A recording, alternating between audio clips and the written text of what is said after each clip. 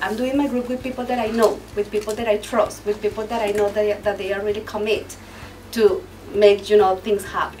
Based on the preparations you have or where your business stage is, you might be more or less ready for a loan, but it never hurts to reach out and like establish a relationship, even if you're still figuring some things out.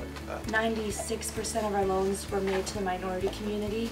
That would be Latinos and also other non-Latino minorities, so we're really happy about that kind of outreach. It's more easy for them to have $50 than $100 one time.